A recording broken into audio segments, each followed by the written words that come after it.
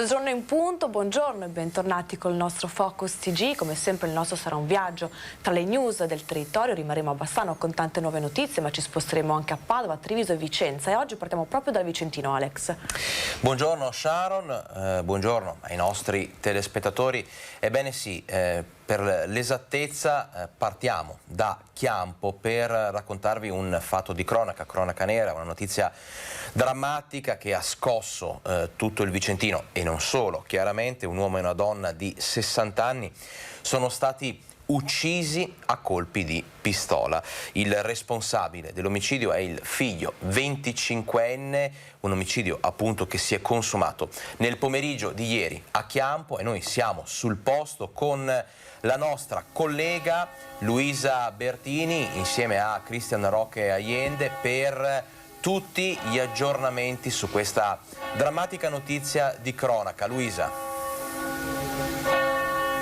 Sì, buongiorno a voi, buongiorno ai nostri telespettatori. Siamo a Chiampo, alle mie spalle la casa dove si è consumato l'omicidio, una tragedia vera e propria i cui contorni però si stanno delineando. Infatti l'ultimo aggiornamento riguarda la disposizione di fermo per il Diego Gugole, il figlio 25 anni, per il reato di omicidio pluriaggravato di entrambi i genitori. Come anticipavi tu, si tratta di Sergio Gugole di 62 anni e di Lorena Zanin di 59.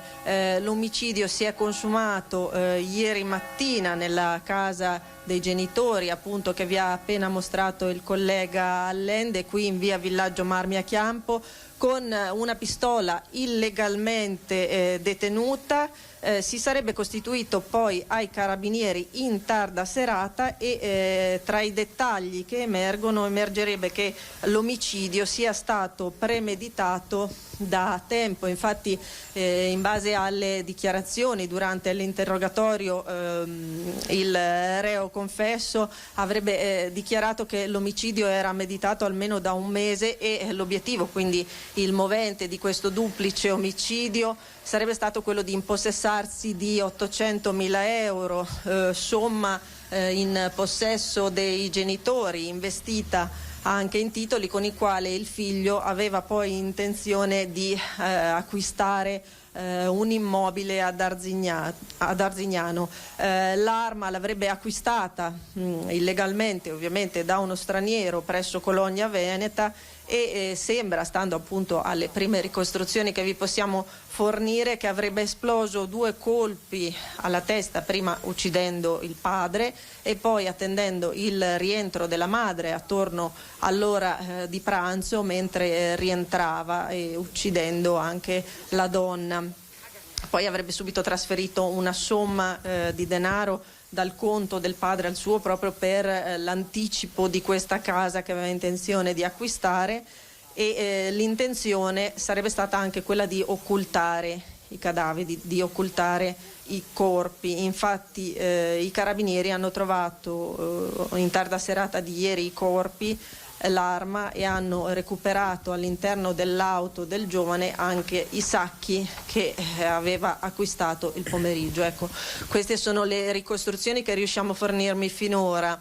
Abbiamo anche sentito il vicinato, quindi molte persone che li conoscevano, perché erano persone note qui in quartiere ma anche a Chiampo, perché il padre era il titolare di una conceria, adesso era in pensione ma comunque era molto conosciuto. La madre invece era una casalinga, ma tutti qui sembra le volessero molto bene perché era molto dedita al volontariato, quindi ovviamente nei racconti che vi porteremo all'interno del nostro TG ci sarà una comunità assolutamente scioccata e incredula.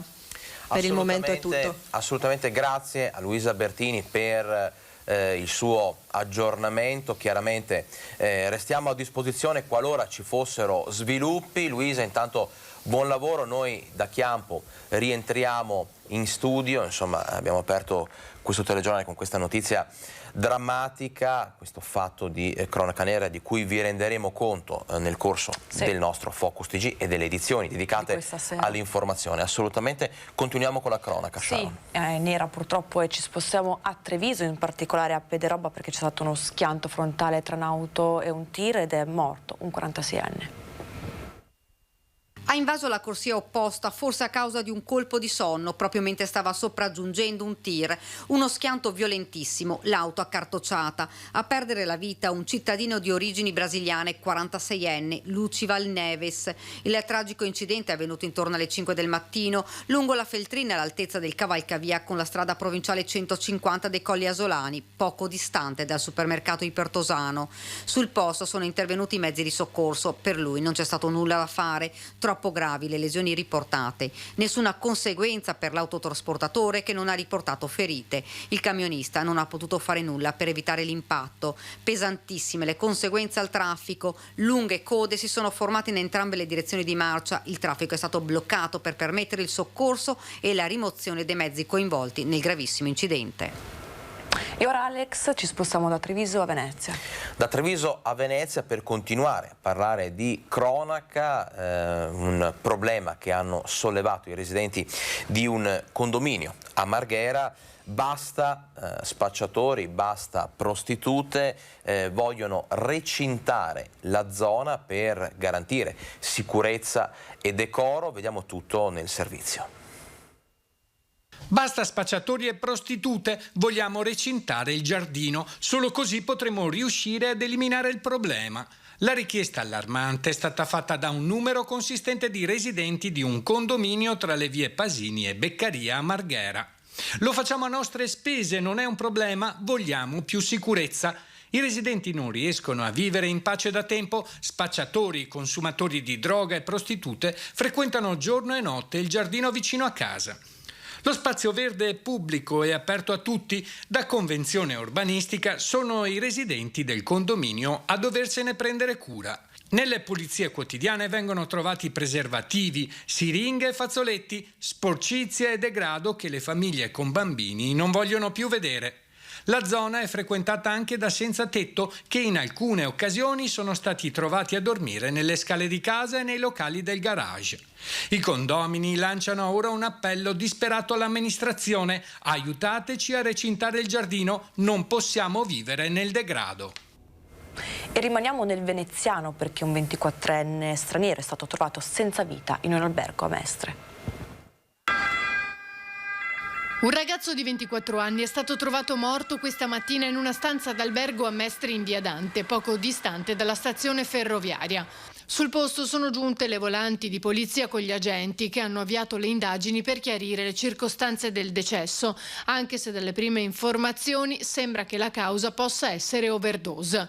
La vittima sarebbe di origini bulgare e residente in provincia di Pordenone. Con lui sembra che ci fosse anche una ragazza. I due sarebbero arrivati ieri e questa mattina verso le 9:30 un addetto dell'albergo ha chiamato la polizia, giunta sul posto insieme all'ambulanza. I soccorritori del 118 hanno tentato di rianimare il 24enne ma senza esito. Sarebbe l'ennesima morte per droga in una zona non nuova a episodi del genere, meta di molti consumatori proveniente anche da fuori regione. Il problema dello spaccio di eroina vicino alla stazione di Mestre, nonostante le operazioni delle forze dell'ordine, i controlli, i pattugliamenti, non è mai stato risolto del tutto. In passato l'albergo di via Dante era già stato oggetto dei controlli dei carabinieri, che a maggio 2021 avevano notificato al titolare un decreto di sequestro per problemi di carenze strutturali e sporcizia. E noi continuiamo con la cronaca, questa volta ci spostiamo a Padova perché è stato confermato l'ergastolo per il marito di Samira El Attar, scomparsa a Stanghella 2 anni fa. Ha ucciso la moglie e ne ha fatto sparire il corpo, cancellando ogni sua traccia. Per il giudice ci sono prove schiaccianti e Mohamed Barbri è colpevole. La Corte d'Appello di Venezia ha confermato l'ergastolo per il marito di Samira El Attar, la mamma di Stanghella, svanita nel nulla il 21 ottobre del 2019. Il corpo della 43enne non è mai stato ritrovato, anzi nei primi mesi dopo la sua scomparsa Mohamed Barbri ha cercato più volte di sviare le indagini facendo ritrovare degli oggetti della moglie. La Corte d'Assise di Rovigo, dopo l'arresto apposta, avvenuto in Spagna dove l'uomo era fuggito nel gennaio del 2020, l'aveva condannato all'ergastolo e ora la sentenza è stata confermata anche in secondo grado. Il movente del delitto, secondo i giudici, fu la gelosia del marito e il fatto che Samira gestisse i soldi della pensione di invalidità della figlia. Le prove raccolte contro Barbri sono state ritenute schiaccianti sia dalla Corte territoriale sia in nuova istanza dalla Procura Generale. In primo grado Barbri era stato anche condannato ad un risarcimento di oltre €500.000 alle parti civili, ossia la madre, il fratello e lo zio di Samira e l'associazione Penelope che si occupa di vittime di violenza ed esclusione sociale. E ora qualche minuto di pubblicità, ci vediamo tra poco con ancora tante news.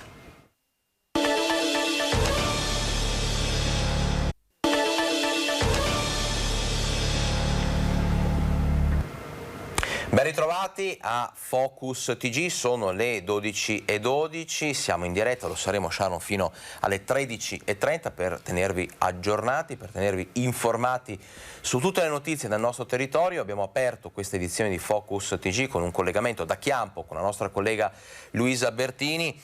Lo ripetiamo, un uomo e una donna di 60 anni sono stati uccisi a colpi di pistola, presumibilmente, insomma, visto che si è anche costituito, insomma, non dovrebbero esserci dubbi a tal proposito, uccisi dal figlio 25enne dopo aver ucciso entrambi i genitori con un'arma da fuoco detenuta illegalmente. Il 25enne è uscito di casa, ha vagato per ore con la sua auto prima appunto di costituirsi.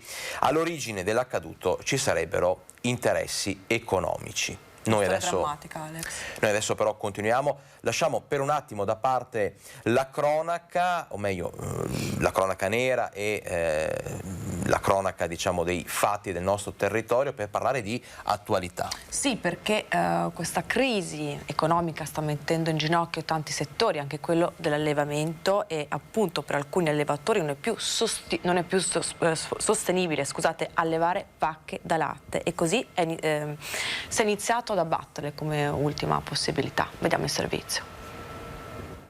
Il costo dell'alimentazione è talmente elevato che tutti gli animali, specialmente quelli di bassa redditività e che non producono molto latte, noi in questo momento si fa una cernita, si fa una scelta e li mandiamo all'abbattimento. Quella che fino a qualche giorno fa era un'ipotesi, oggi è la tragica realtà. Con l'esplosione dei costi dall'energia ai mangimi, non solo non è più remunerativo allevare una vacca da latte, ma si produce rimettendoci. Diversi allevatori stanno compiendo scelte estreme. Lorenzo Bruniera è il presidente della latteria Soligo, da cui passano le eccellenze trevigiane, dalla Casatella al Soligo Oro, formaggio che si produce dal 1883 e mai stato così in pericolo.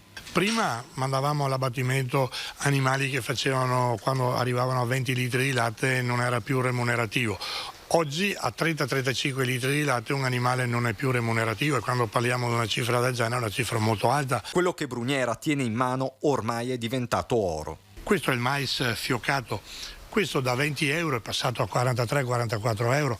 La soia che è dentro, che è macinata e che si potrebbe vedere all'interno, è andata a 63 euro al quintale, da 35 euro al quintale.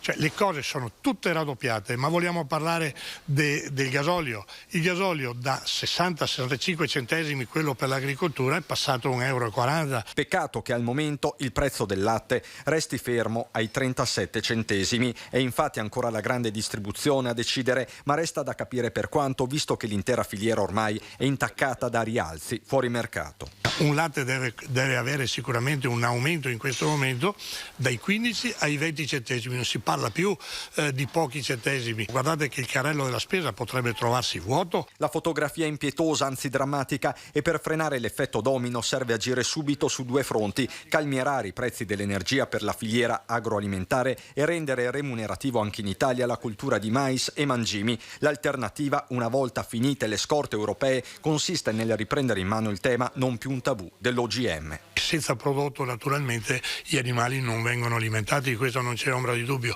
Dobbiamo affrontare anche questo ragionamento qui. L'allarme è serio, il tempo poco, mai come oggi si mette in discussione il lavoro di una vita. Anche dentro di me la voglia di dire chiudo tutto, però l'abbiamo fatto per 50 anni, l'ho fatto per 50 anni questo lavoro. Siamo nelle nostre famiglie, vogliamo continuare, siamo innamorati di questo lavoro, però non si può essere solo innamorati senza soldi non si va da nessuna parte. Insomma, è una crisi sicuramente importante, quella che coinvolge non solo il mondo degli allevatori, ne stiamo parlando, ne continueremo a parlare, ma insomma il mondo anche della produzione lattiero-casearia, insomma abbiamo sentito spesso la voce ai nostri microfoni di Coldiretti, quindi gli agricoltori e quant'altro, insomma sono momenti difficili. Noi adesso ascoltiamo proprio una testimonianza importante, quella di un allevatore, uno dei settori sicuramente più colpiti, sicuramente più danneggiati. Questa testimonianza, queste parole ci arrivano da Pieve di Soligo. Mai avuto, perché era momenti si trovava un po' in crisi, però il mondo andava avanti, si sviluppava, aveva più coraggio, adesso sentivo andare indietro, quindi adesso siamo proprio a terra, proprio vero finiti, non so quanto tempo che puoi andare avanti, non tengo avanti così. In quasi 50 anni di attività per Andrea Gallon, questo è il momento più duro. I costi sono in aumento da quasi un semestre, ma in questi giorni gli sono esplosi letteralmente in mano e la sua è la storia di tanti allevatori. I cereali in aumento. Benzina, gasolio, qua fa qualche giorno non veniva più gasolio a fare il carro a mangiare le vacche. Quanto si va avanti così, signor Gallon? Quanto si può andare avanti così? Finché te casca per terra. L'accoraio avanti 8 giorni, avanti 2 giorni, perché ormai si va a giorni. Solo la bolletta della luce è passata da 2.000 a 4.000 euro, raddoppiato anche il prezzo dei mangimi. Dare da mangiare alle vacche gli è costato 3.000 euro in più. Bloccare a monte i rialzi è al momento l'unica strada percorribile. Benzina, il mais, che robe là, e ora sì, qualcosa ti aiuta il governo, tu puoi respirare, è una roba fuori a posto, ecco, non so. Noi siamo esauriti. Per ora cambiamo pagina e torniamo a parlare della crisi in Ucraina, anche che si sta riversando in qualche maniera nel nostro paese. Andiamo a Cornuda, dove ci sono stati dei finti pro-volontari ucraina in azione ed è scattata l'allerta del comune. È sbagliato tutto, è sbagliato proprio. C'è gente che se ne approfitta. Ah beh, certo, mandare in galera. Ne approfittano delle disgrazie degli altri per 4 soldi, insomma tutto là.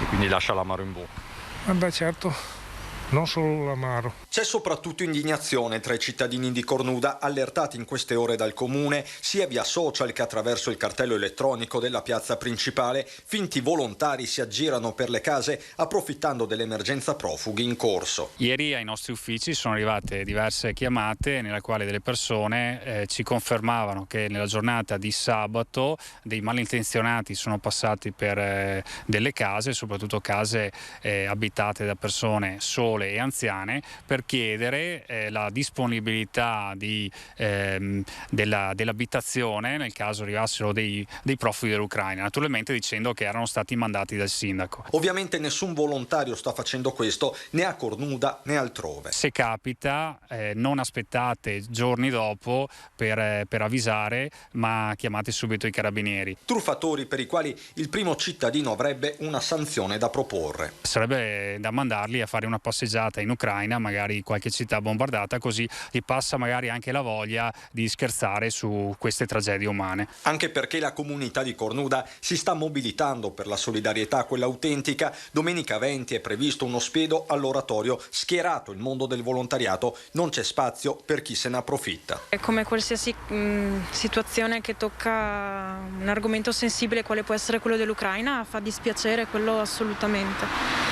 Nel senso che è brutto vedere che le persone magari se ne approfittano. Purtroppo, oltre a tutte le disgrazie che abbiamo, pandemia, guerre, robe del genere, anche le truffe. E allora noi rientriamo in studio perché Sharon ci ha raggiunto un graditissimo ospite che è venuto a commentare con noi un po' i fatti di cronaca, di attualità, ma non solo. Approfondiremo con lui tante tematiche. Cristiano Montagnier, sindaco di Mussolente. Buongiorno Sindaco. Buongiorno a voi, buongiorno a tutti i telespettatori di Rete Veneta. Allora, abbiamo appena visto, Sindaco, questo servizio sugli sciacalli in azione nel Trevigiano, proprio per approfittare anche di questa situazione di grande crisi umanitaria, di grande confusione, però cerchiamo invece noi di fare un po' di ordine. Allora, per quello che riguarda l'arrivo dei profughi ucraini nel nostro territorio, Sharon, nel Bassanese, si parla di numeri che superano i 170 profughi arrivati. Che sono comunque provvisori, Alex. Assolutamente, sono numeri in crescita, e c'è anche da tenere sotto controllo anche l'aspetto sanitario, perché va fatto screening, tamponi, vaccini e quant'altro. Sindaco, a Mussolente e comunque in zona, come vi state organizzando, come procede l'accoglienza dei rifugiati?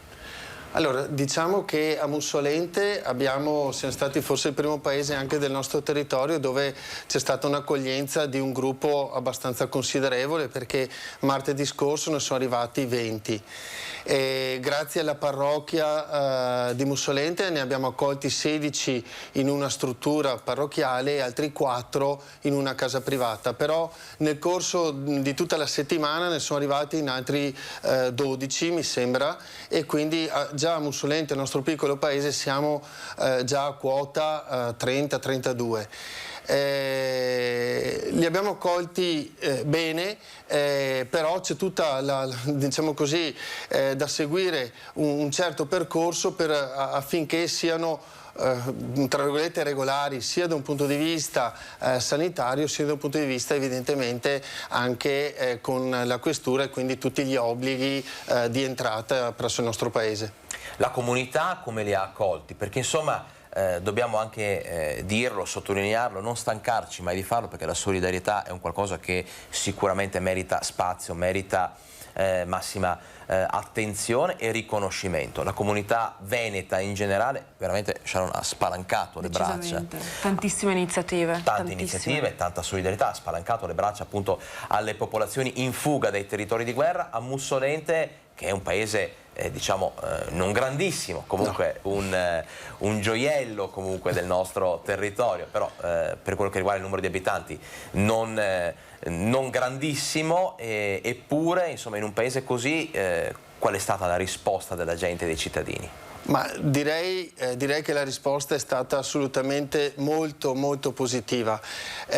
Noi come Comune abbiamo tentato e stiamo tentando di tenere un po' le fila, di coordinare il discorso dei volontari, perché altrimenti arrivano da tutte le parti. Proprio per questo abbiamo creato un gruppo di tutti i referenti delle varie associazioni del nostro Comune, e abbiamo visto che ci siamo trovati proprio la settimana scorsa in 30 persone che coordinano circa, teniamo conto, intorno ai 200-300 volontari che possono intervenire in qualsiasi maniera, in qualsiasi modo, dagli alpini ai donatori alle associazioni parrocchiali tutte. Quindi ecco, questo è quello che sta succedendo a Mussolente, ma sto vedendo anche con gli altri colleghi sindaci che sta succedendo veramente in tutto il territorio. E quello che è bello è che anche tra noi sindaci ci stiamo coordinando o comunque scambiando le informazioni affinché il percorso sia uno, diciamo, per ogni singolo rifugiato, ma sia quello un po' per tutti, rispettando evidentemente quello che sono le decisioni da parte del governatore, della regione, e quindi quelle che sono anche le indicazioni sanitarie nonché di sicurezza e quindi della questura. Sindaco Alex, direi di andare un attimo in pubblicità e poi torniamo col sindaco, che abbiamo ancora tantissime domande. E allora a fra poco. A tra poco.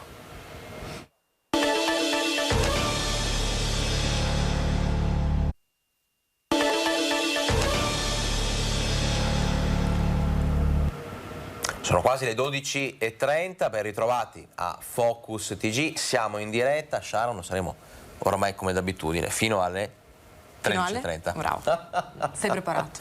Siamo preparati, preparato è anche il nostro ospite, Cristiano Montagnier, primo cittadino di Mussolente. Allora, Sindaco, abbiamo capito, e hanno capito anche i nostri telespettatori, che insomma Mussolente è sul pezzo per quello che riguarda l'accoglienza, la gestione anche della crisi umanitaria, l'accoglienza dei profughi ucraini. Siete anche un po' il punto di riferimento un po' del bassanese, proprio perché l'organizzazione è impeccabile, ma ci sono altre emergenze, altre problematiche. Sì, per quanto riguarda i cittadini c'è stato l'arrembaggio, l'abbiamo visto in questi giorni con tantissime immagini, tantissimi servizi, l'arrembaggio all'acquisto di beni di prima necessità come pasta e farina nei supermercati. Però questo è il messaggio dei gestori dei supermercati, vediamo. Noi l'abbiamo vista soprattutto in questi ultimi giorni, questo accaparramento di certe merceologie, soprattutto per quanto riguarda le farine, la pasta e l'olio di semi. Posso dire che per noi è stato anche strano perché mancanza di prodotto non lo riscontriamo.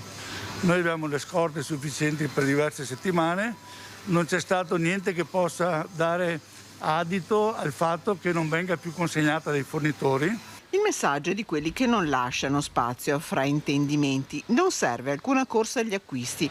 La merce sugli scaffali dei supermercati c'è adesso e ci sarà. Diversi dati raccolti che fanno segnare su un prodotto principe come la pasta un aumento delle vendite del 40%. Analizzando questo dato, i gestori della rete commerciale spiegano come più che i timori per il conflitto in corso abbiano potuto quelli per un possibile blocco dei tir a causa del caro gasolio. Problemi che sono determinanti anche sull'aumento di alcuni prezzi a partire proprio da quello della stessa pasta. Gli aumenti arrivano soprattutto per un problema della crisi energetica che in questo momento stiamo vivendo e per gli aumenti di produzione da parte dell'industria, per gli aumenti di trasporto che causano moltissimi aumenti e giustamente anche per la psicosi che eventualmente i trasporti si blocchino e la merce potesse mancare nei nostri store. Rassicurazioni arrivano anche dal fronte materie prime. La pasta è realizzata con semola di grano duro proveniente soprattutto dal Canada. Anche dell'olio di semi le scorte sono sufficienti. Siamo stati costretti a mettere questa limitazione per garantire ai nostri clienti che normalmente hanno un consumo medio dell'olio e evitare certi accaparramenti da parte di certe categorie che probabilmente preventivando un forte aumento futuro, preventivando forse una mancanza di prodotto, avevano iniziato a svuotare gli scaffali. A correre all'acquisto nel timore di possibili rialzi sono state soprattutto piccole attività come friggitorie e trattorie, da qui i cartelli con i limiti. Lo abbiamo visto, immagini di normalità quindi nei supermercati, Alex. Sì, una corsa un po' ai rifornimenti, forse insomma un pochino esagerata. Sindaco, qual è la situazione insomma nel territorio? Ma direi che per quanto riguarda anche il nostro territorio, Mussolente, ma anche nei comuni limitrofi, la situazione sembra assolutamente tranquilla. Certo magari vedere un po' gli scaffali meno pieni rispetto a qualche giorno fa, però fondamentalmente non c'è questo motivo di ansia nel fare così, nell'avere più prodotto possibile all'interno delle proprie case. Magari ecco, posso capire le attività artigianali dove l'olio piuttosto che la pasta va di più rispetto alle famiglie normali, però fondamentalmente diciamo che non c'è corsa e non ci deve essere corsa, almeno per questo primo periodo qua, insomma. Quindi a Mussolente non si percepisce la psicosi, ecco.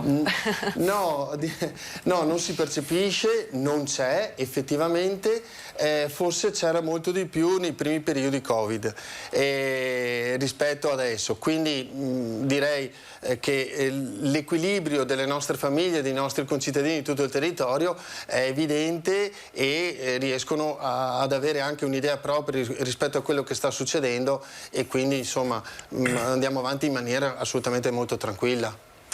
Sindaco, ha parlato insomma, di attività anche commerciali, no? Dove l'olio e i beni di prima necessità sono indispensabili. Parliamo allora, introduciamo l'argomento sul mondo del lavoro che è stato duramente colpito, Sharon, da questo terribile aumento drammatico di rincaro dei costi, bollette, gas, veniva già energia. da 2 anni particolari di pandemia. Assolutamente quindi... sì, assolutamente sì.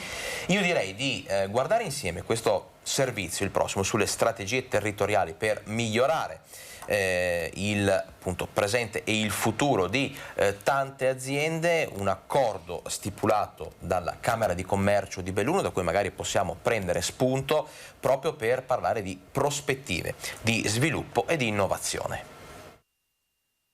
Il tema del lavoro è un tema oltremodo importante di fronte anche alle sfide che le crisi oggi ci stanno presentando. Impone una riflessione seria il tema del lavoro, con i profondi cambiamenti determinati non solo dai processi di internazionalizzazione dei mercati e delle tecnologie, ma anche dal drammatico scenario di guerra nel cuore dell'Europa. Favorire l'occupazione, ancor di più nei momenti di difficoltà, è un imperativo al quale le imprese non possono sottrarsi.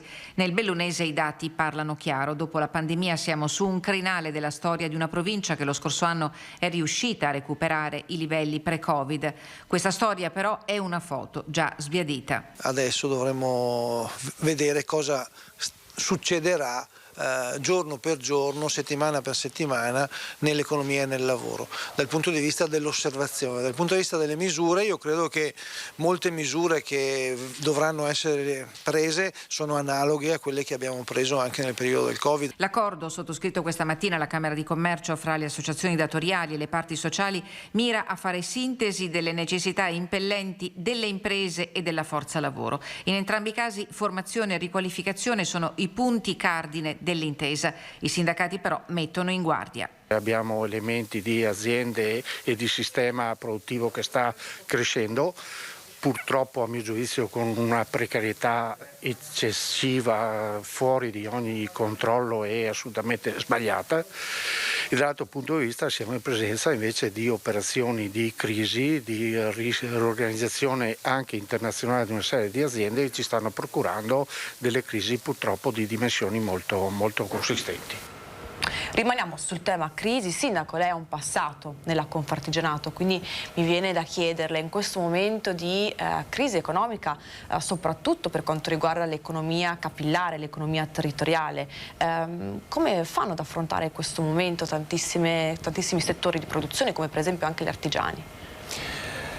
È un problema molto molto pesante e può sfociare in un problema molto molto grave, nel senso che un piccolo artigiano normalmente fa i propri conti, i propri preventivi tante volte anche dove c'è la produzione di oggetti piccoli o altre cose di questo tipo qua, ma fa i conti sull'euro, sul centesimo, ok? Certo. Quindi l'aumento che abbiamo visto in questi giorni assolutamente, mi viene da dire non normale, ma cioè, aumenti così, io ho 50 anni ma non ne avevamo mai visti, è evidente che mettono in ginocchio diverse imprese, soprattutto le più piccole e soprattutto quelle che non riescono a ribaltare verso i propri clienti l'aumento di questi costi. Quindi io sono assolutamente convinto che il governo debba intervenire immediatamente, forse siamo già in ritardo, perché nel momento in cui un'azienda chiude, poi per riaprire deve comunque rimetterci di più, deve spendere di più, quindi è meglio dare questa linearità nel continuare la propria attività, ma soprattutto essere aiutato in questo momento dal governo, perché gli artigiani, che è il mondo più forte che c'è, il mondo economico più forte che c'è in Italia, sono quelli che ci sostengono, sono le persone che ci aiutano, sono le persone che danno la qualità e la vita ai nostri comuni. Anche perché questi aiuti, mi corregga, è importante che arrivino oggi, perché oggi che devono pagare le bollette, siamo stati poco tempo fa a Nove, abbiamo visto numeri da brividi, bollette che erano di 6.000 euro arrivate a 13.000 euro, è oggi che queste persone devono pagare le bollette, quindi è necessario che arrivino oggi questi aiuti. Ma assolutamente sì, ripeto, come ho detto prima, siamo già in ritardo, i contributi, gli aiuti devono arrivare ieri, non domani, o meglio devono arrivare oggi, perdonate, certo. Ma quello che voglio dire è che quando parli con un artigiano il suo tempo è rivolto verso il futuro e quindi tutte le cose che vengono decise sono già in ritardo, diciamo così, proprio per lo stile e il modo di lavorare, il modo di essere dell'artigiano stesso. Quindi assolutamente sì, concordo, gli aiuti dovrebbero essere già arrivati. Sindaco, difficoltà che non riguardano solo le famiglie, solo le categorie economiche, ma anche le amministrazioni, anche le pubbliche amministrazioni, anche le amministrazioni locali. Insomma, Mussolente, a fronte di questo aumento dei costi, delle bollette e quant'altro, come si è organizzato? Allora, diciamo che stiamo lavorando da circa 2 mesi, quindi da inizio anno, a quello che è il caro bollette. Però dico che mai come in questo momento un comune è una piccola impresa o grande impresa, perché se pensiamo che Mussolente il bilancio pareggia a 6,5 milioni, per cui insomma comincia a essere un'impresa anche abbastanza grossa. Dico solo una cosa: noi abbiamo stimato che per il 2022, senza fare assolutamente nulla, l'aumento della corrente elettrica per la pubblica illuminazione piuttosto che quella del gas per i pubblici edifici, quindi comprese le scuole, saremo intorno ai 300-350 mila euro in più rispetto al bilancio 2021. Non è poco, perché per quanto riguarda il Comune Mussolente riguarda il 5% in più.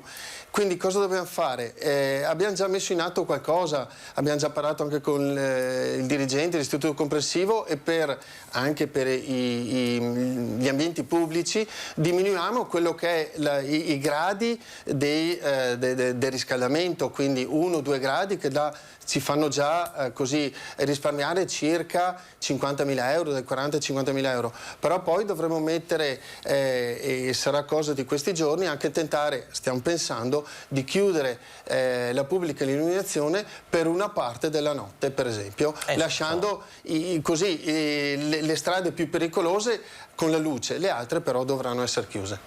Strategie per risparmiare, no? Ce l'hanno insegnato anche le nonne, voglio dire, ci insegnavano insomma come stringere la cinghia senza soffrire più di tanto.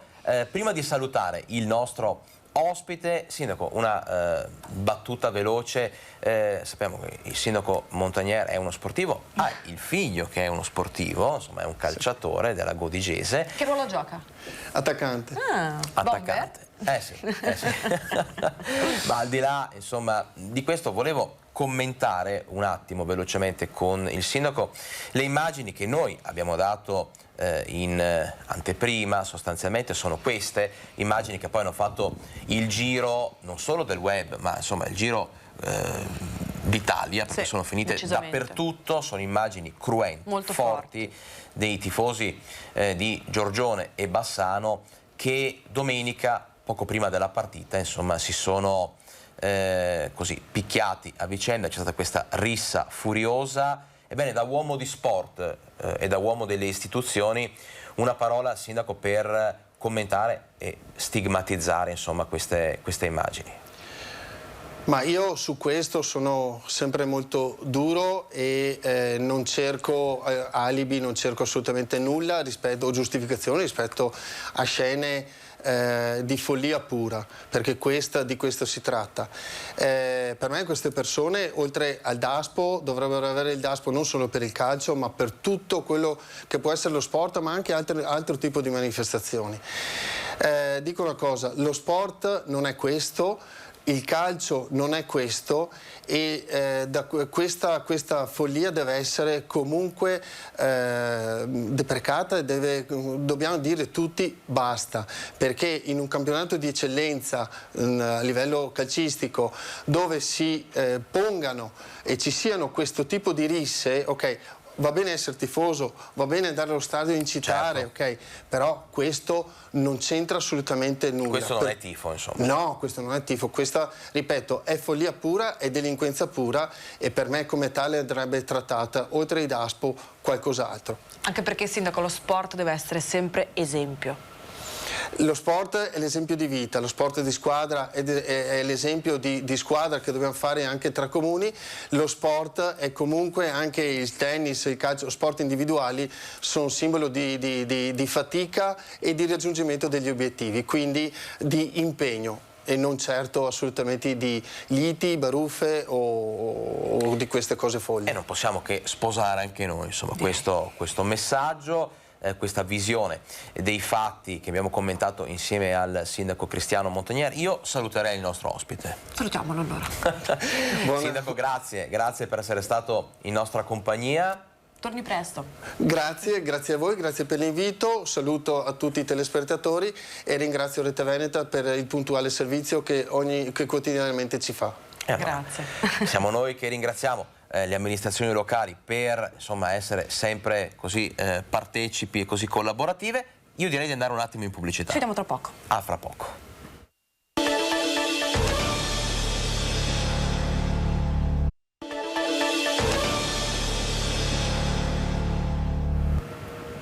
Ben ritrovati i nostri telespettatori. Sharon, abbiamo salutato da poco il sindaco Cristiano Montagnier, sindaco di Mussolente, con cui abbiamo fatto 4 chiacchiere toccando diversi temi di attualità. Uno degli ultimi è stato proprio quello del mondo del lavoro, con le ripercussioni su i posti di lavoro, ma non solo, sulla categoria degli artigiani e quant'altro per il caro bollette eccetera. Abbiamo parlato anche dell'emergenza, della corsa agli approvvigionamenti nei supermercati.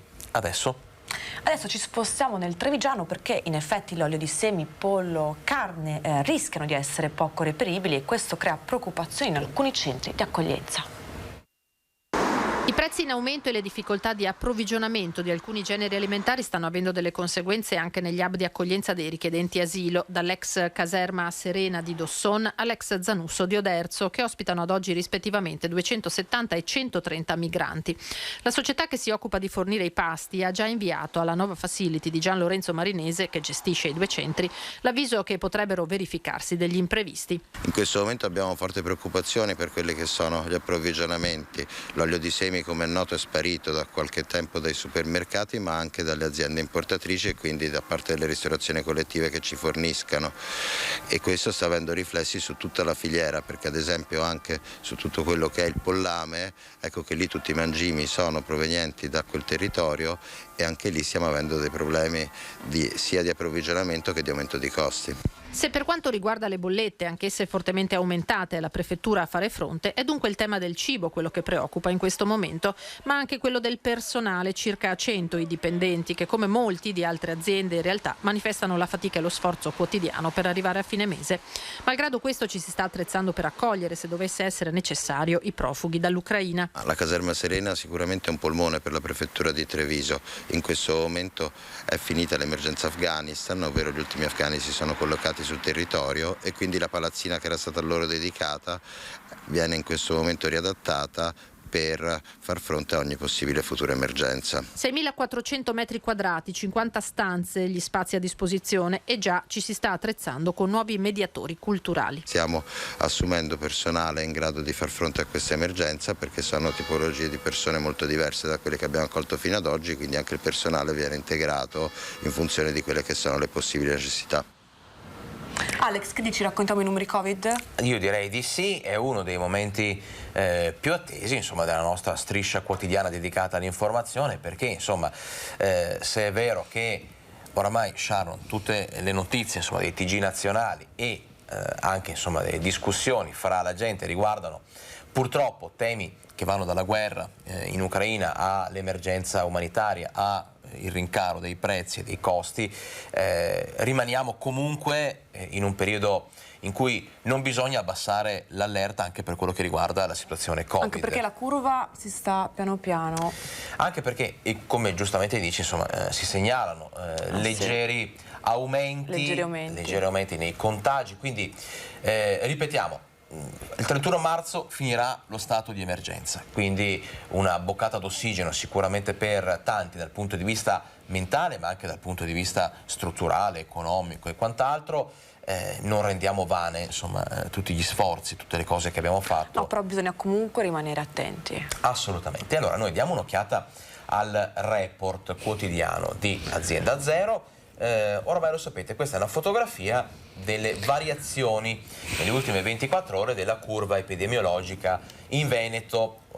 Noi diamo rapidamente un'occhiata alla colonna che riporta il numero dei delta, insomma dei numeri positivi in più rispetto alle ultime 24 ore, e notate che insomma i numeri dicono che sono quasi 6.000, cioè 5.795 i nuovi positivi riscontrati, rintracciati nelle ultime 24 ore in Veneto.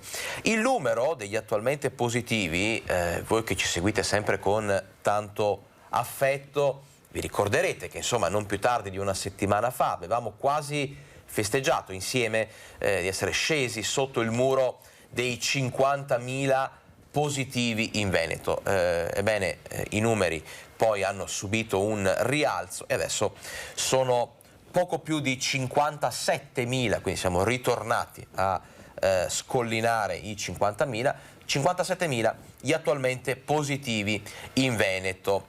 Andiamo a vedere gli altri numeri, che sono quelli importanti, delle ospedalizzazioni e delle terapie intensive. Li vedete qui nella parte destra dello schermo.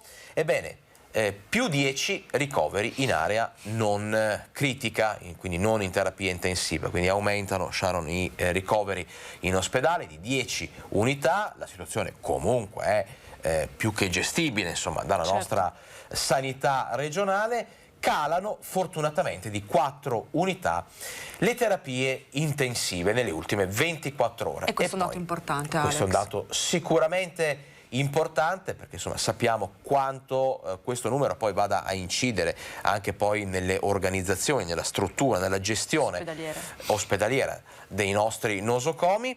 Ebbene, l'ultimo dato riguarda, ahimè, insomma, un numero sempre difficile da dare, da commentare, quello dei 9 decessi nelle ultime 24 ore a causa del Covid. Non vediamo l'ora di leggere lo zero, Alex. Assolutamente, quello forse è uno dei numeri che aspettiamo di più. Aspettiamo di più. Decisamente, però rimaniamo a parlare di sanità, perché è stato siglato un accordo tra la Regione e l'INPS, vediamo di che cosa si tratta. Siamo i primi in Italia grazie a questo accordo con l'INPS. I malati oncologici, che sono circa 30.000 malati all'anno, veneti all'anno, hanno la possibilità di non far più delle visite, hanno la possibilità di non consegnare più documentazione per la loro richiesta di invalidità, ma la pratica inizierà direttamente dallo studio del medico specialista o del medico di medicina generale, che compilerà un modulo. Un accordo siglato tra la Regione e l'INPS, illustrato questa mattina a Palazzo Balbi, permetterà agli oltre 30.000 veneti malati di tumore di avere il certificato medico oncologico per l'ottenimento dell'invalidità civile, senza dover effettuare una seconda visita dopo quella con lo specialista né produrre altra documentazione sanitaria. Il desiderio è quello di semplificare la vita e di ridurre quello che potremmo chiamare il dolore burocratico, che è associato invece a una situazione appunto più di dolore di altro tipo, no? Almeno la parte burocratica cerchiamo di toglierla e alleviarla. Consentono quindi una valutazione senza costringere il paziente oncologico ad effettuare una ulteriore visita solo per questo tipo di finalità, e quindi sostanzialmente, come dire, eliminano o riducono al minimo la necessità di esporre le proprie fragilità a una commissione per l'ottenimento di queste prestazioni una volta che tu sei già stato preso in carico dal sistema sanitario nazionale. L'intesa, che segna una volta storica, coinvolge tutte le strutture sanitarie della regione, ma al suo interno ha una strategia più ampia. Siamo la regione in Italia di gran lunga che ha il maggior numero di accertamenti condotti sulla base della documentazione specialistica, ossia oltre il 70%. La media nazionale è il 20%. Quindi noi abbiamo abbracciato questa strada perché ci crediamo, però l'obiettivo futuro è quello di accedere direttamente al fascicolo sanitario regionale, in modo che il cittadino non debba fare assolutamente niente, tranne premere il pulsante e fare la domanda. L'obiettivo è di rivederci qui magari tra qualche mese, per un accordo in cui avremo magari l'accesso al fascicolo sanitario regionale, e lì sarà veramente una svolta che riguarderà a questo punto l'intera platea. Alex, lo abbiamo visto prima col sindaco di Mussolente Montagniera, che questo rincaro sull'energia sta avendo un impatto anche sui comuni, sulle amministrazioni comunali, ed è il caso anche del comune di Vicenza, che però non ha bisogno quest'anno di tagliare nulla. Vediamo perché. Vicenza non si spegne. Certo, il caro energia finisce in bolletta, ma Palazzo Trissino ha un asso da giocare, anzi due avanzi dal bilancio consuntivo 2021. Due avanzi, un avanzo normale di 2.400.000 euro che quindi permetterà di avere una maggior spesa nell'anno 2022. Inoltre abbiamo un avanzo un po' particolare di 2.100.000 nell'atto investimenti. A consuntivo del 2021, rispetto a quanto previsto, il Comune di Vicenza ha ricevuto maggiori introiti per quanto riguarda il bonus facciate per 1.100.000 euro, il canone occupazione spazi e aree pubbliche per le impalcature edili con un più 800.000 euro e l'IMU con 2 milioni in più rispetto a quanto preventivato. Queste maggiori entrate hanno determinato un maggior avanzo da poter destinare sul 2022 alla città. Marco Zocca, come un bravo alchimista dei numeri, così ottiene dal bilancio risorse che valgono oro. 2.100.000 euro aumentano del 30% la capacità di investimenti per il 2022.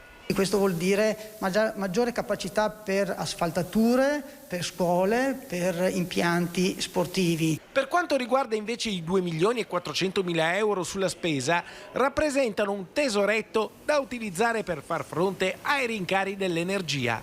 Anche il Comune, come per le famiglie e le attività produttive, avrà un conto maggiore, pensiamo solo ai consumi, tipo l'illuminazione pubblica o l'illuminazione o il gas degli immobili comunali, e questi 2,4 milioni permetterà al Comune di far fronte a queste novità che anche noi subiamo. Insomma, grazie a queste risorse il Comune di Vicenza potrà far fronte ai maggiori costi per luce e riscaldamento senza dover ridurre i servizi ai cittadini.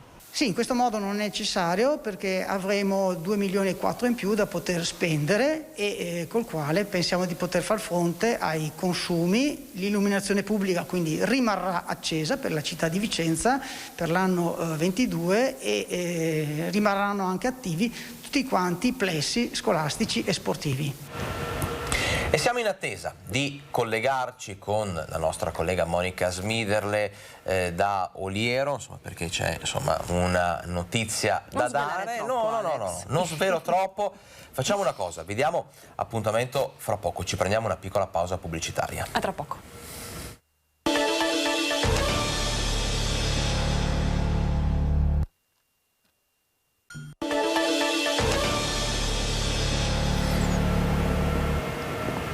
(13:04), il tempo vola, Sharon, quando ci si diverte, quando si lavora. In questo caso comunque rientriamo in diretta in studio per l'ultima mezz'ora di Focus TG con tante altre notizie, con un collegamento, vi ho già svelato un pochino da dove, ma ci sono aggiornamenti, novità importanti dal territorio. Sharon, di cosa parliamo adesso? Rimaniamo a Vicenza perché il Comune punta al riciclo dei rifiuti tessili. Vediamo il servizio. Missione inedita, recuperare i rifiuti tessili. Rifiuto la cui intercettazione è diventata obbligatoria dal 1 gennaio del 2022, ma in realtà è una mission che nessuno sta compiendo. Nessuno, tranne Vicenza, che punta a creare un parco per lo sviluppo sostenibile e inclusivo del quartiere San Pio X ed è il primo comune capoluogo in Italia ad attivarsi per costruire un impianto per il recupero delle 663.000 tonnellate all'anno di rifiuto tessile che produce la città. Invece di buttare via questo tipo di rifiuto o di trovare dei cassonetti, noi prevediamo che tutti gli ecocentri possano raccogliere il tessile e poi tutto arrivi presso questo impianto, per lì essere differenziato tra quello che è recuperabile, può tornare ad essere un bene, quindi avere un mercato, e quello che invece può essere reinserito nelle filiere produttive delle aziende che a monte lavorano nel tessile, piuttosto che diventare materiale di recupero in altre forme. Per realizzare questo progetto servono 11 milioni di euro, di cui 7 potrebbero essere finanziati dal governo con i fondi del PNRR, mentre i restanti 4 verrebbero messi dal futuro gestore dell'impianto, che verrà individuato col codice degli appalti. È un magazzino, l'assunzione in realtà di un bel numero di persone, perché la filiera del tessile prevede assolutamente tutto un controllo manuale. Tra l'altro, mi permetto di ricordarlo, è un progetto soprattutto a forte impatto di inclusione sociale, perché di solito in queste filiere si cerca di portare a lavorare, soprattutto a formarsi, persone che partono dalle fragilità, che siano fragilità di vita, che siano fragilità sociali, che siano fragilità intellettive, e questa è una mission alla quale veramente tentiamo tantissimo. E poi un parco che tra l'altro è una necessità anche di quel quartiere, ed è un parco aperto al pubblico dove però si lavora sul tema del riuso. Alex, Vicenza in questi 2 anni di pandemia sarà trasformata in un salotto al cielo aperto con tantissimi plateattici in città. Però va anche detto che adesso, finita l'emergenza sanitaria, dal 1° aprile torna la tassa sui plateatici. Allora vediamo. Rivoluzione plateatici dal 1° aprile. Con la fine dello stato d'emergenza tornerà anche la tassa. Per bar e locali l'amministrazione ha già previsto una tariffa ridotta.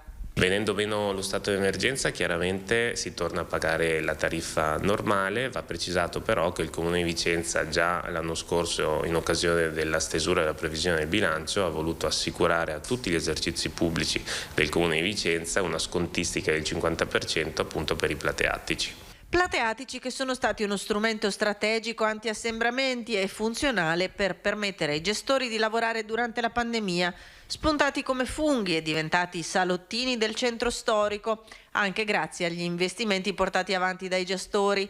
Si avviano ad una parziale rivisitazione, una sorta di mappatura dei plateatici troppo impattanti e la definizione di un protocollo condiviso con la soprintendenza al fine di cristallizzare i criteri per le concessioni di qui in avanti. Noi cerchiamo sempre di lavorare in sinergia con la sovrintendenza. In questo caso vogliamo cercare di definire un protocollo che possa permettere di cristallizzare tutta una serie di criteri che stiamo già cercando di applicare comunque dal giorno del nostro insediamento e che varranno da qui per i prossimi anni, insomma.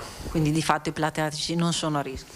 No, i plateatici non sono a rischio. È chiaro che con la sovrintendenza, finito lo stato di emergenza, abbiamo già in agenda di sederci a tavolino, vedere quali sono le situazioni che magari meritano una rivisitazione. L'abbiamo visto, l'assessore Silvio Giovane dice i plateatici a Vicenza non sono a rischio, ma andiamo a vedere invece la situazione a Treviso. La Giunta questa mattina ha approvato la nostra richiesta di ieri, ovvero quello di differire il primo pagamento dei DEOR del 2022, che arrivava in scadenza 31 marzo, al 30 di aprile 2022. Questo senza l'applicazione della penale del 10%, che era invece prevista dalle PEC che sono arrivate ieri ai ristoratori di Treviso. Possono tirare il fiato gli esercenti trevigiani che alle prese con bollette e prezzi lievitati non si aspettavano di ritrovarsi, dopo 2 anni gratuiti, a dover pagare proprio in questo periodo l'imposta sui plateatici relativa al 2022, con scadenza a 15 giorni. Bollette da migliaia di euro che i più non sarebbero riusciti a versare entro la scadenza, ritrovandosi poi la maggiorazione. Provvidenziale è stata quindi la richiesta di Veneto Imprese Unite, subito recepita da Cassugana. Quindi a questo punto abbiamo fatto veramente risparmiare un 10% della prima rata, e sono bei soldi che rimangono in cassa in un momento in cui le bollette aumentano, le forniture aumentano e il lavoro però fatica ancora a ripartire. Anche questo aiuta a riavviare un meccanismo che la pandemia ha fortemente rallentato e che rincari e timori legati alla guerra continuano a frenare. Molte aziende avrebbero dovuto vivere un marzo e un aprile veramente in difficoltà, così un po' di sollievo c'è, riusciamo a tenere un po' di liquidità in azienda, che è quello che abbiamo chiesto al vice sindaco anche settimana scorsa durante la riunione, e tenere liquidità in azienda in questo momento ci permette di guardare alla ripartenza con un po' di ottimismo in più. E adesso, Sharon, lo avevamo annunciato, un collegamento da Valbrenta, Ponte di Oliero, dove vedo collegata con noi la nostra collega Monica Smiderle in compagnia di un ospite, mi sembra di intravedere. Vediamo se riusciamo a collegarci con Monica Smiderle da Valbrenta. Sì, eccomi Alex. Buongiorno Monica. Buongiorno a te e buongiorno a tutti i nostri telespettatori, buongiorno anche a Sharon. Allora, mi trovo, come dicevi, ad Oliero, comune di Valbrenta. Con me c'è l'assessore comunale Alberto cavalli, parliamo della riapertura del ponte di Oliero. Dopo quasi 6 mesi di chiusura per i lavori di manutenzione straordinaria del ponte, finalmente insomma per il comune di Valbrenta il ponte è stato riaperto. Allora, Assessore, innanzitutto le chiedo in che condizioni era il ponte e che tipo di intervento è stato fatto. Da una verifica fatta dalla provincia di Vicenza sulla struttura è emerso che strutturalmente non era messo benissimo. C'erano delle problematiche sui rinforzi dei pilastri e quindi andava preso per mano e andava sistemato nel più breve tempo possibile.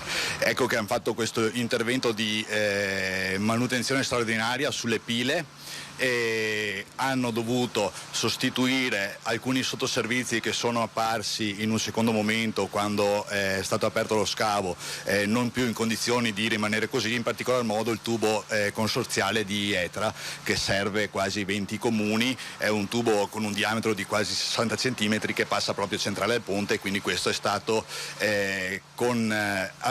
approfittato di questa situazione per riuscire a sostituirlo, insomma.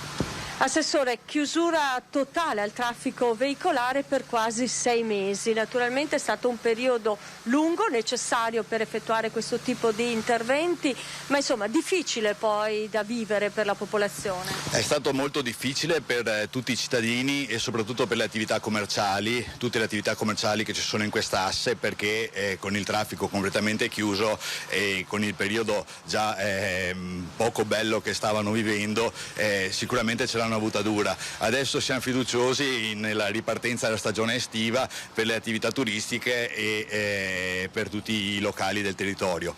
È stato sicuramente impegnativo perché 6 mesi senza vedere una macchina che passa, sicuramente le attività ne hanno risentito. Anche i cittadini hanno fatto veramente fatica, però speriamo ne sia valsa la pena e speriamo di ripartire con una stagione insomma delle migliori. Lei mi diceva che soprattutto durante il fine settimana siete stati costretti anche a far intervenire la polizia locale perché tante auto che scendevano dalla montagna tentavano in qualche modo di passare per questa che è la strada vecchia, no? La strada provinciale campesana. Purtroppo questo è uno sfogo importante per il bassanese, soprattutto nei weekend, quando sappiamo la trafficatissima statale 47 è invasa dalle auto, totalmente invasa dalle auto. Quindi per ovviare problematiche di sicurezza pubblica siamo stati costretti a fare delle chiusure pomeridiane della viabilità interna da costa per tutti i 6 mesi. Purtroppo nella statale 47 si sono formate delle lunghe code, ma noi avevamo la necessità di avere una via di fuga, una via libera, insomma. Con la riapertura del ponte di Oliero si guarda con fiducia alla stagione primaverile qui in Valbrenta. Ricordiamo però, Assessore, che c'è una limitazione nella riapertura del ponte attualmente. Momentaneamente per questo mese più o meno, adesso poi ci saranno le verifiche da parte degli enti e della provincia, per questo mese c'è una limitazione a 20 tonnellate sul transito, quindi ai carichi pesanti, però per noi l'importante è che perlomeno i cittadini riescano intanto a transitare, insomma.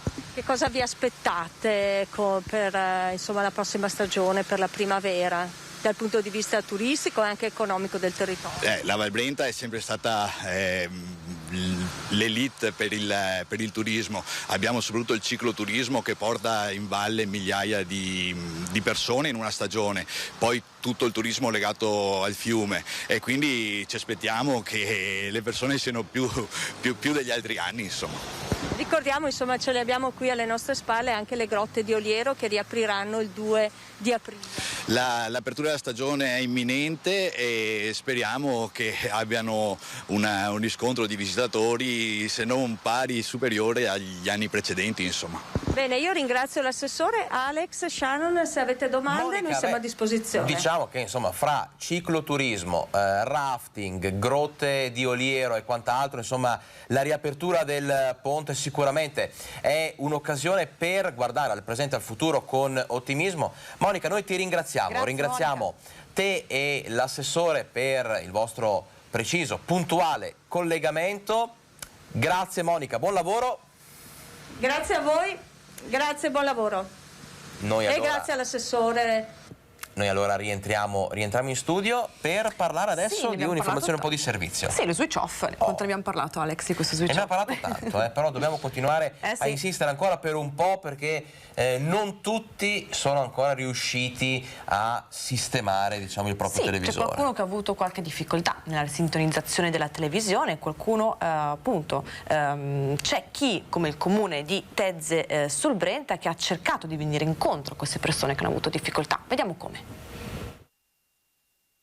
Chissà a quanti di voi è capitato in questi giorni di accendere il televisore di casa e trovarsi davanti a scritte come questa.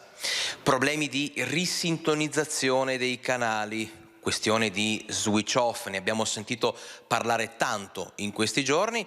Ebbene, a Tezze sul Brenta hanno risolto il problema in maniera molto originale.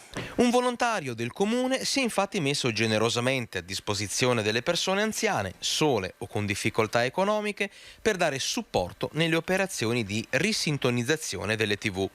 Un modo concreto per essere davvero vicino ai cittadini. Diversi dei nostri anziani si sono rivolti ai nostri servizi sociali per chiedere un aiuto.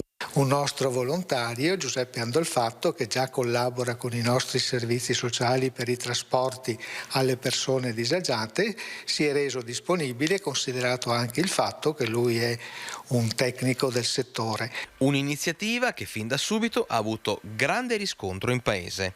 Il servizio è partito molto bene, sono più di 20 le persone che hanno telefonato e sono già stati fatti alcuni interventi dal nostro volontario che appunto è entrato nelle case delle persone anziane per dare una mano.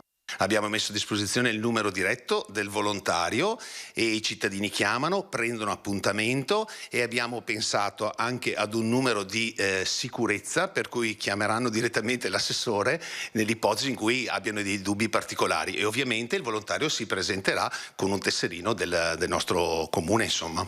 E anche noi abbiamo voluto fare una prova andando a trovare la signora Maria. Ciao Maria, come va con la televisione? Male, perché i canali non funzionano. Ho chiamato Giuseppe che viene a vederli.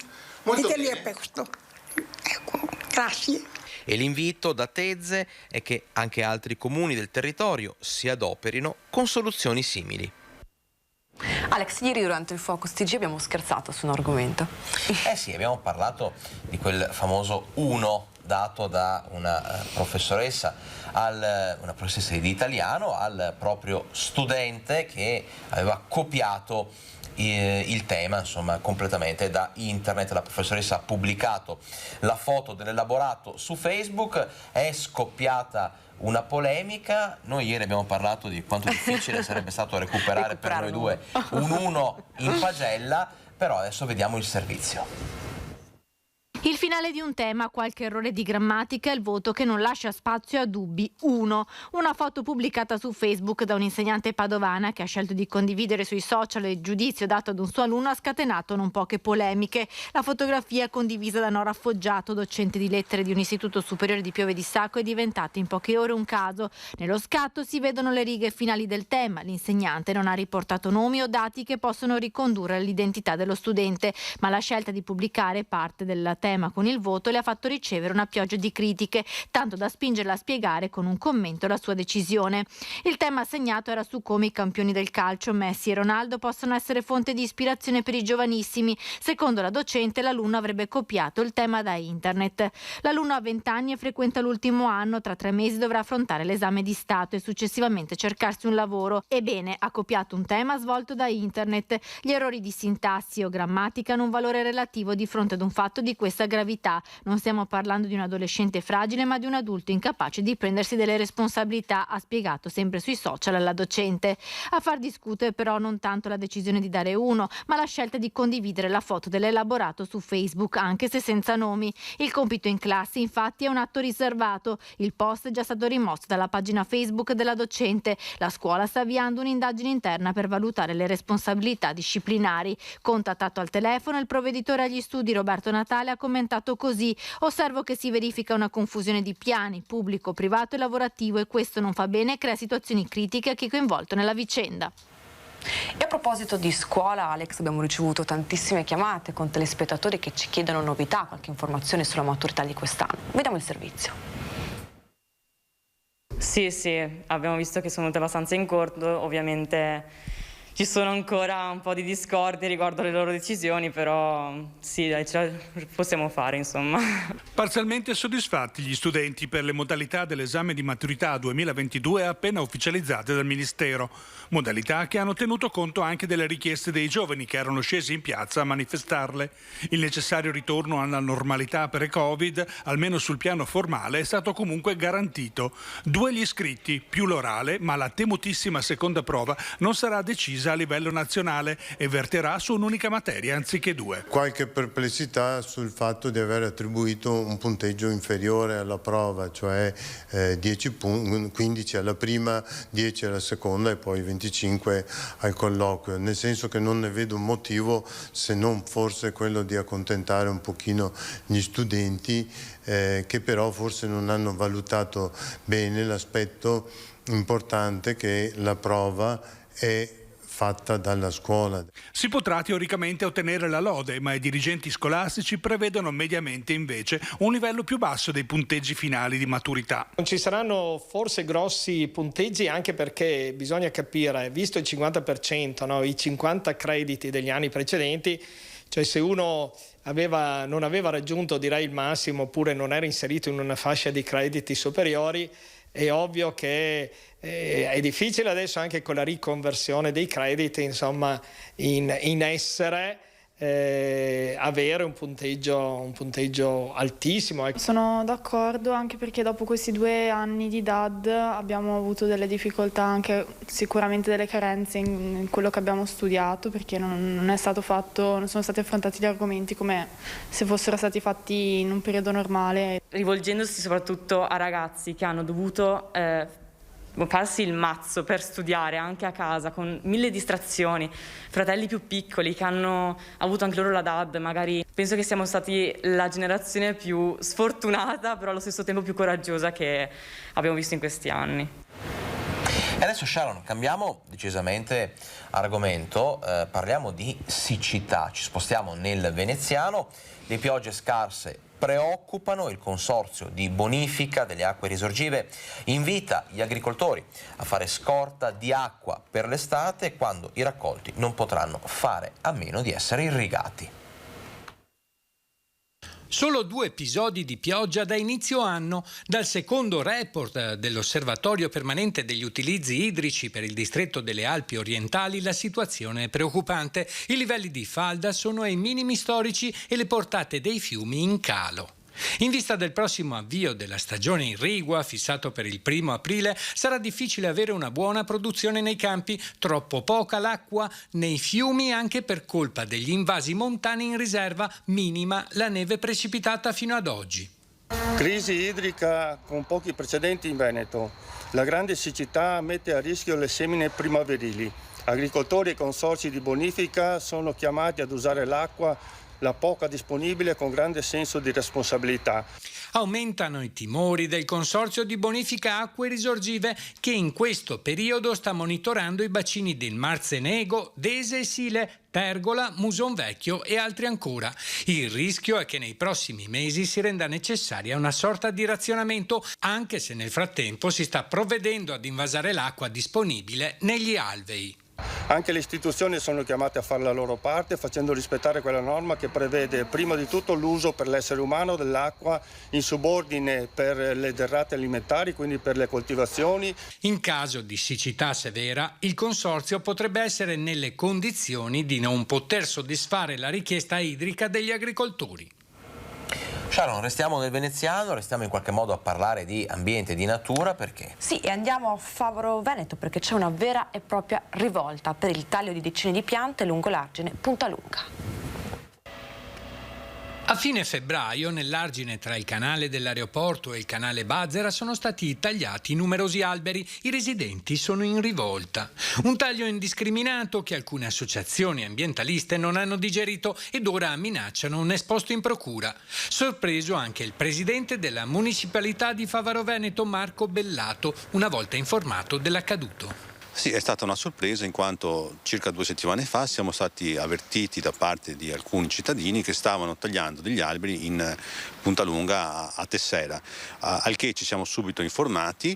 La competenza a quanto pare era del provveditorato, quindi diciamo che l'amministrazione non c'entrava, e abbiamo preso delle informazioni per capire cosa stesse succedendo, anche perché dall'autorizzazione esterna che era appesa fuori da dove stavano facendo questo taglio di alberi c'era scritto che dovevano preservare le piante arboree. Sinceramente, se sono state tagliate non mi sembra che siano state preservate, ma sono state sradicate, quindi è evidente che non è stata rispettata l'autorizzazione che era in essere. In ogni caso non sta certo a noi stabilire chi sono i responsabili, anche se è evidente che di fronte a quello che è accaduto, che riteniamo sia uno scempio, qualcuno dovrà pur rispondere, perché ci saranno delle responsabilità precise, insomma. La strada che collega dal ponte vicino al forte Bazera e arriva alla Puntalunga è uno degli ultimi angoli intatti del territorio. Per i cittadini che da sempre vanno a passeggiare lungo l'argine, le piante erano sane ed utili per abbattere la rumorosità e l'inquinamento prodotto dal vicino aeroporto di Tessera. Proprio domenica scorsa, in occasione della Domenica Ecologica, abbiamo piantato 5 alberi nel parco di via Agnoletti, il Parco Cavalieri della Repubblica d'Italia, per dare un segno importante di quanto sia importante il verde nel nostro territorio. E assistere a questo scempio francamente ci ha lasciato molto sbigottiti, ed è giusto che si prendano dei provvedimenti. Andiamo adesso nel Padovano, precisamente a Monselice, perché per 3 giorni, dal 26 al 28 marzo, Monselice diventerà la capitale del turismo veneto. 60 operatori a confronto con le offerte del territorio. Dal 26 al 28 marzo il castello di Monselice ospiterà la 3 giorni della Borsa del Turismo Incoming Veneto, per ripartire da quello che deve tornare a essere il primo motore dell'economia della regione dopo 2 anni di pandemia e nonostante i timori sul fronte internazionale.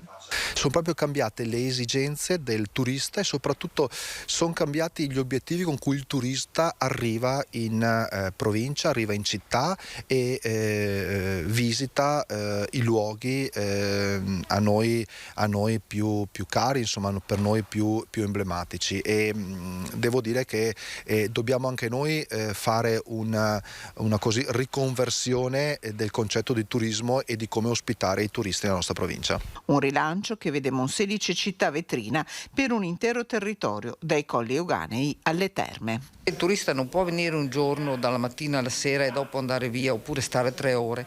Deve godersi, deve vivere l'esperienza del territorio, non deve essere più un escursionista, ma un vero attore, parte del territorio quando viene da noi. Ecco perché io lo vedo come un turista, tra virgolette, del territorio.